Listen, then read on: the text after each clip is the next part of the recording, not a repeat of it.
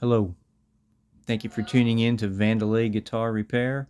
On the workbench, I have this beautiful 2007 Gibson RD in silverburst. Has the Dirty Fingers pickups, and man, this thing is it's just gorgeous. It is my buddy Dale's guitar, one of my oldest and dearest friends. He does deal in Gibsons. He trades and sells often. He has a lot of Gibsons, mostly Les Pauls, and this is one of his personal guitars. So I'm gonna fix it all up for him. It is a 24 3/4 inch scale. Some of them are 25 and a half. I know this one is not, and I found a couple things with it. Unfortunately, my video was corrupted, so this is very short, and I had to just overdub and kind of tell you what I did. I didn't get to capture any of it. I do apologize, but I had to adjust the neck. I actually, when I first tried it out to see if it was working, also the neck pickup was not coming on, and I was able to repair that. That was a quick repair. It really all it needed was some deoxit in both or all the pots and on the switch, and that took care of that, and it's working perfectly. I adjusted the neck. It actually needed quite a bit more of adjustment than I thought it would. And then the frets were tarnished, but they weren't damaged. I didn't have to level and recrown. I polished the frets, and man, they look great after a good polishing. I found one high fret, and I was able to reseat that fret, so that was nice. Took care of that problem. I strung it up and started to set the action. Unfortunately, I discovered that the G string was fretting out, buzzing a lot, and I checked the nut, and it was too low in the nut. So either the nut was cut too low, or it probably just wore in that way. So I built up the nut since everything else was working fine. Instead of replacing the whole nut, I used the trick which you've seen me use on here before, using baking soda and a tiny bit of super glue, and I just built up the G string, and I refiled it, and I went ahead and I put some graphite on it, and boom, I took care of that. So I was able to get the action really super low. Matter of fact, it plays fantastically. I adjusted the pickup height.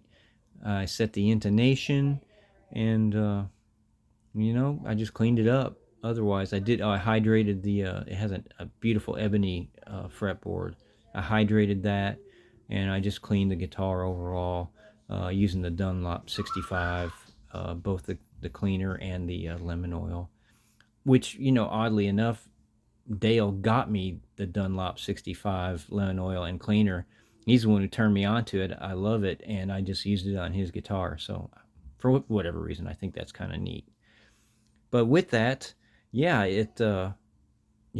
gorgeous guitar, and I hope that I hope you appreciate it too. Have you guys ever had any experience with RDs? Please, put in the comments if you have. I know it's not the most common Gibson, but it's one of my favorites. Always been one of my favorite body shapes. And really, this is the first one. It's the first one I've played. So, and I love it. And it balances really well too. I did do a playthrough on it. It's in the shorts. If it's not there yet, it will be soon. And man, it does sound really good, especially with a lot of gain, which is it's what those Dirty Fingers are made for. Like I say, they're not generally my favorite pickups. I think 498T works just as well with high gain, and you can back it off, and it's a little bit more musical. But with that, I don't know, it just works with this guitar. These pickups work with this guitar. That's what Dale told me. He's right. Anyway, please. Oh, by the way, the pickups were, I believe the bridge was like 1508, 1509. And the neck was a little higher, like 15.7. If I'm not mistaken, well, maybe we can see it here. 1511 on the neck. So yeah, that was the resistance. So they're pretty hot pickups. If you don't know much about Dirty Fingers, they're ceramic magnets, and they are pretty hot. But please, tell your friends, like, subscribe. Um, put something in the comments. Let me know what you think about RDs. And again, this first one I played, and I was just super impressed. But I've always loved the way they looked. And I'm not the biggest silverburst fan. I mean, it's okay. I have nothing against it, but it's like the RD was made for silverburst. It just looks gorgeous. It really does.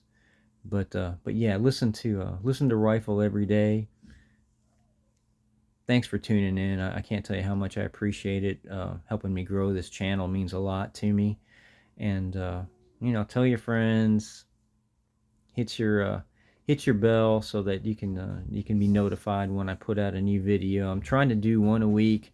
It is mostly guitar repair, but I'm doing some other things. I'll be continuing to go through my record collection, etc. But be kind, enjoy life, and love one another.